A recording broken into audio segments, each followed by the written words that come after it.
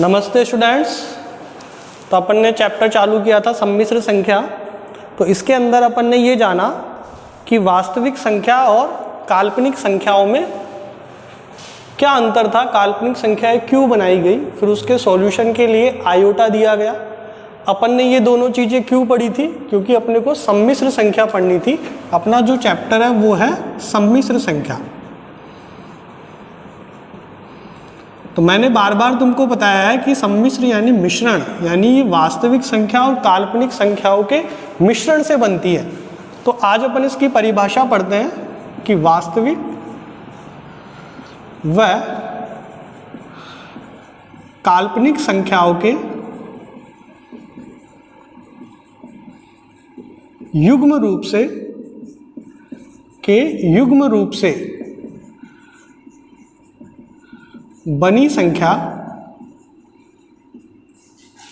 सम्मिश्र संख्या कहलाती है।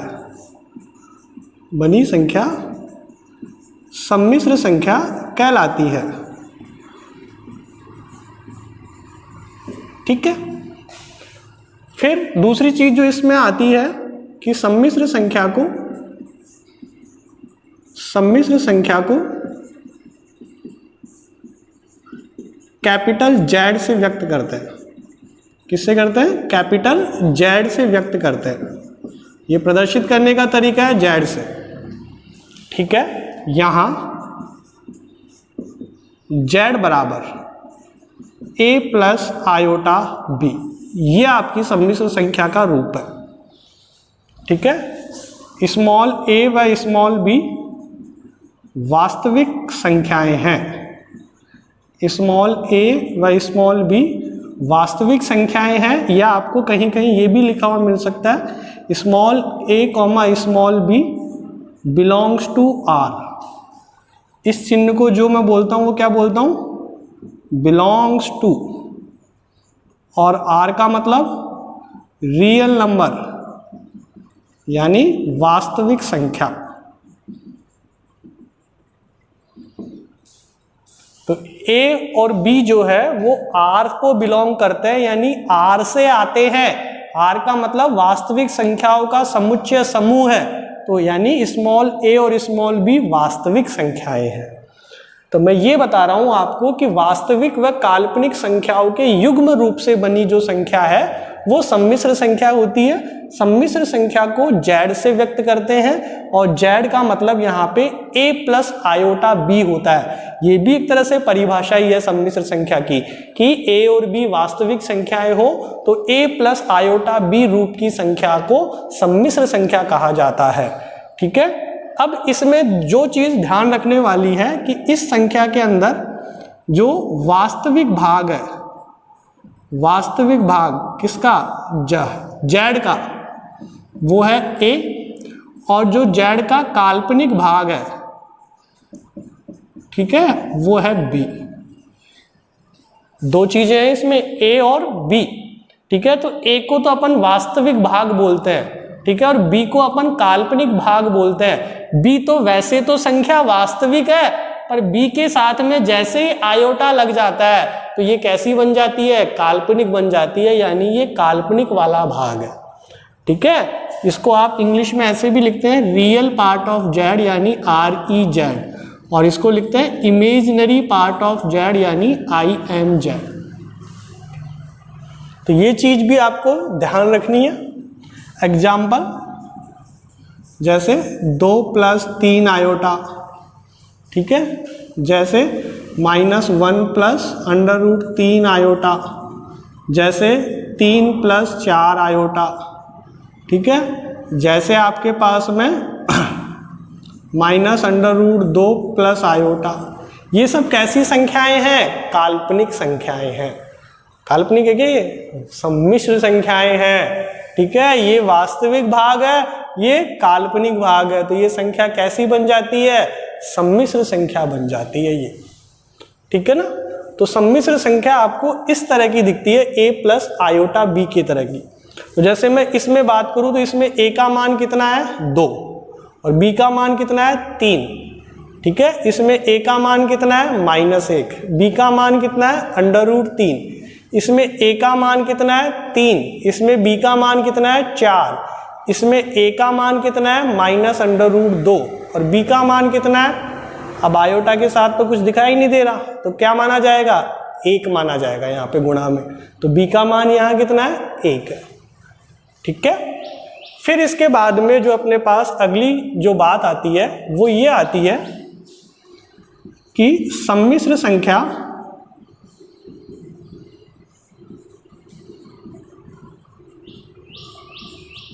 a प्लस आयोटा b को क्रमित युग्म के रूप में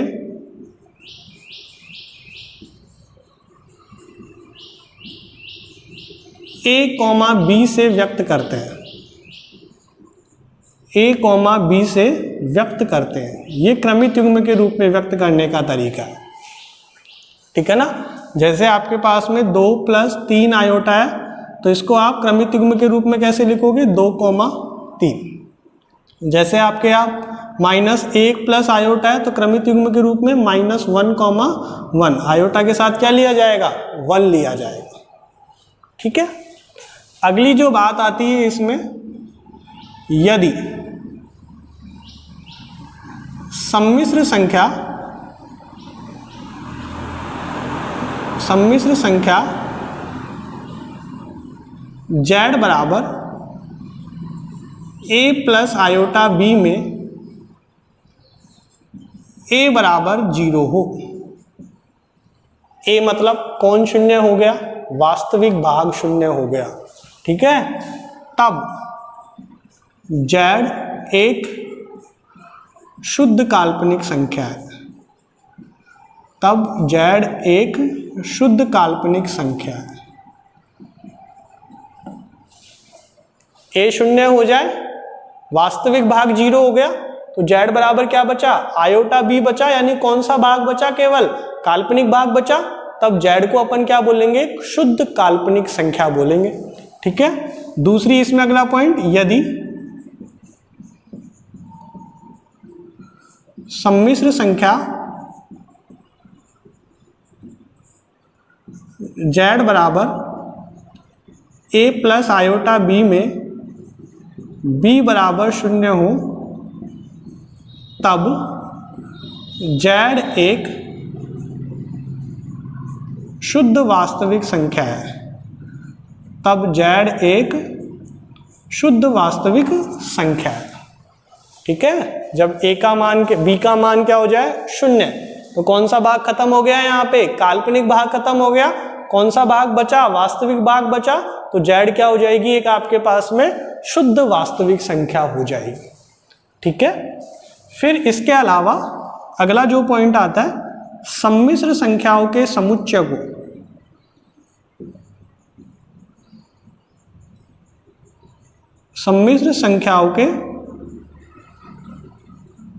समुच्चय को कैपिटल C से प्रदर्शित करते हैं, कैपिटल C से प्रदर्शित करते हैं। जैसे वास्तविक संख्याओं का जो समूह होता है उसको आप कैपिटल R से दिखाते हो, वैसे ही जो सम्मिश्र संख्याओं का जो समुच्चय होता है ना, सेट ऑफ कॉम्प्लेक्स नंबर, उसको आप कैपिटल C से दिखाओगे। ठीक है, देखो कितनी बातें कर ली अपन ने, एक बार रिवाइज करते हैं। वास्तविक व काल्पनिक संख्याओं से सम्मिश्र संख्या बनती है, तो मतलब इन दोनों का जो युग्म रूप है उससे जो संख्या बनी है आपके पास में, वो क्या होगी, सम्मिश्र संख्या होगी। ठीक है, सम्मिश्र संख्या को z से दिखाते हैं। सम्मिश्र संख्या का रूप z बराबर a प्लस आयोटा b का जैसा होता है, जहां a और b क्या है, वास्तविक संख्याएं हैं। a और b तो वास्तविक संख्याएं हैं, पर a को z का क्या बोलेंगे आप, वास्तविक भाग, REZ, real part of z, और b को z का क्या बोलेंगे आप, काल्पनिक भाग, यानी imaginary part of z, IMZ। ठीक, ये उदाहरण हो गए सम्मिश्र संख्याओं के। ठीक है, फिर मैंने बताया कि सम्मिश्र संख्या z बराबर a प्लस आयोटा b को आप क्रमिक युग्मों के रूप में a, b से व्यक्त करते हैं, यानी 2 + 3 आयोटा है, तो इसमें a का मान 2 और b का मान 3, यानी पहले कौन सा भाग आएगा, वास्तविक भाग, फिर कौन सा भाग आएगा, काल्पनिक भाग। इसके अंदर वास्तविक भाग -1, काल्पनिक भाग आयोटा के साथ क्या लिया जाएगा, 1, तो 1। फिर अगली बात आई कि यदि a प्लस आयोटा b में a 0 हो जाए तो आयोटा b बचेगा, यानी इसको शुद्ध काल्पनिक संख्या बोलोगे आप। और यदि a प्लस आयोटा b में b 0 हो जाए तो z बराबर a बचेगा, इसको आप शुद्ध वास्तविक संख्या बोलोगे। ठीक है। अगला पॉइंट मैंने बताया कि सम्मिश्र संख्याओं के समुच्चय को c से प्रदर्शित करते हैं। जैसे अपन वास्तविक संख्याओं के समुच्चय को r से, प्राकृत संख्याओं के समुच्चय को n से, पूर्णांकों के समुच्चय को i से, तो वैसे ही सम्मिश्र संख्याओं के समुच्चय को अपन c से प्रदर्शित करते हैं। समुच्चय के बारे में विस्तृत जो विवरण है वो अपना पहले पाठ में दिया हुआ है, जिसका नाम ही समुच्चय है। ठीक है। इसके बाद में अपन देखते हैं कि सम्मिश्र संख्याएं कि जो वास्तविक और काल्पनिक जो संख्याएं होती हैं वो भी सम्मिश्र संख्याएं होती है। देखो कैसे। इसके बाद में देखो क्या बात आती है। मैं बोलता हूं कि सभी वास्तविक संख्याएं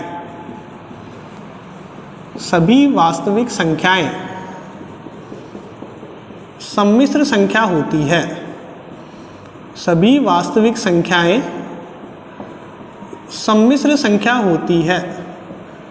ये क्या बात हुई भला भाई, सभी वास्तविक संख्याएं सम्मिश्र संख्या होगी, मतलब 2, -1, √3, 0, 2/3, ये सब वास्तविक संख्याएं हैं, वास्तविक संख्याएं हैं ना। ठीक है। तो ये काल्पनिक, ये सम्मिश्र संख्या कैसे बनेगी भाई। सम्मिश्र संख्या तो किस रूप की होती है, सम्मिश्र संख्या a प्लस आयोटा b के रूप की होती है ऐसी। ठीक है। तो इनका तो रूप ऐसा है ही नहीं a प्लस आयोटा b के जैसा, तो फिर इनको मैं सम्मिश्र संख्या कैसे बोलूं। तो देखो कैसे, मैं 2 को ऐसे लिख सकता हूं क्या, 2 + 0 आयोटा लिख सकते हो, क्योंकि 0 आयोटा तो क्या हो जाएगा 0, 2 में 0 जोड़ोगे तो वापस क्या बन जाएगा 2, है ना। अब ये जो चीज है ये a प्लस आयोटा b जैसी हो गई, क्या हो गई।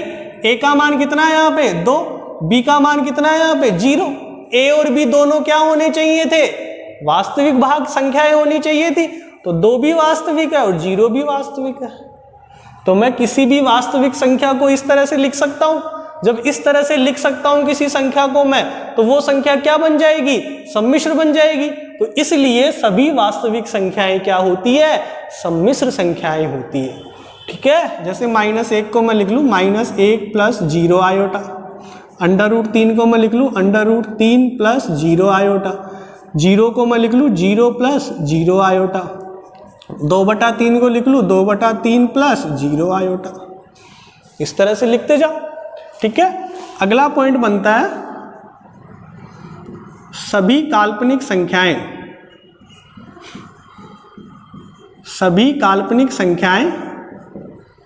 सम्मिश्र संख्याएं होती है। सभी काल्पनिक संख्याएं सम्मिश्र संख्या होती है। काल्पनिक कौन होता है, ऋणात्मक संख्या का वर्गमूल रूप काल्पनिक होता है ना। जैसे √-2 है, ये काल्पनिक है। इसको माइनस हटाने का तरीका बताया था, इसके साथ क्या लगा दो, आयोटा, है ना।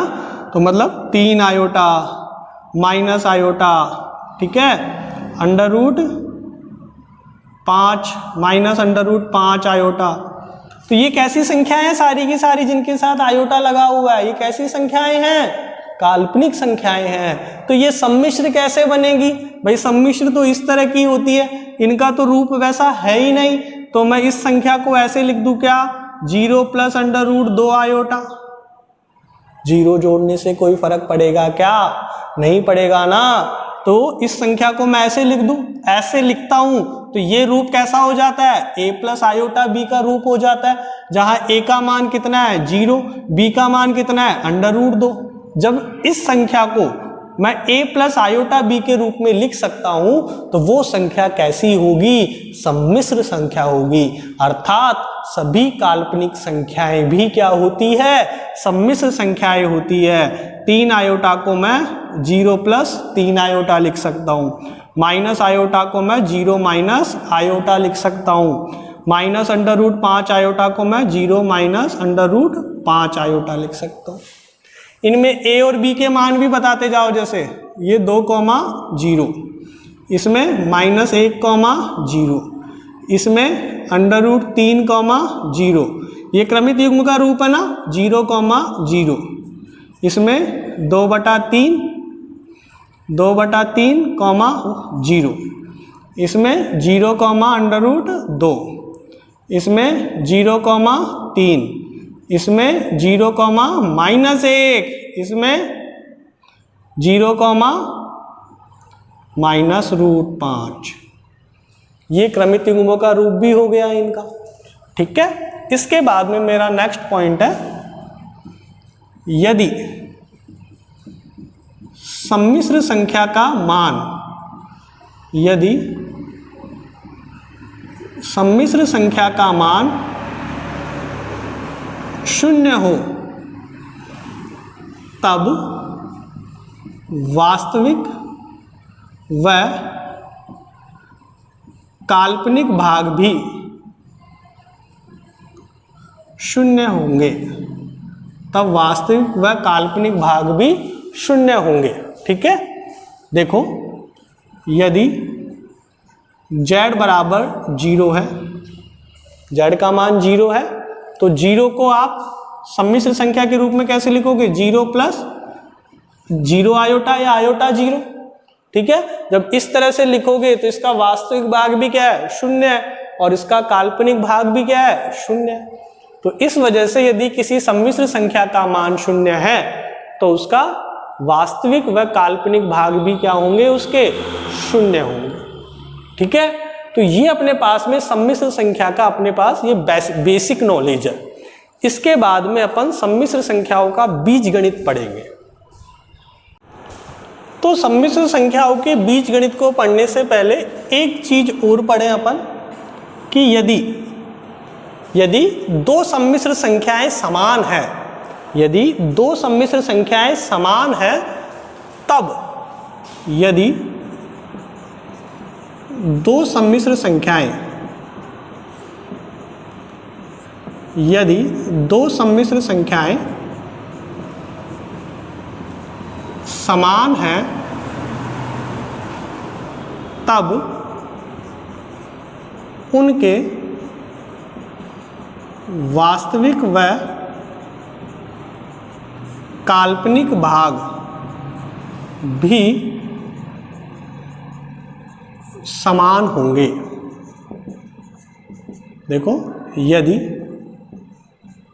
z1 बराबर a + आयोटा b व z2 बराबर c + आयोटा d तथा z1 बराबर z2 हो, तो इसका मतलब a + आयोटा b बराबर c + आयोटा d।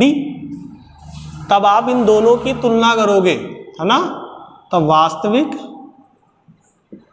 व काल्पनिक भागों की तुलना से इस तरह से क्वेश्चन भी बनेगा।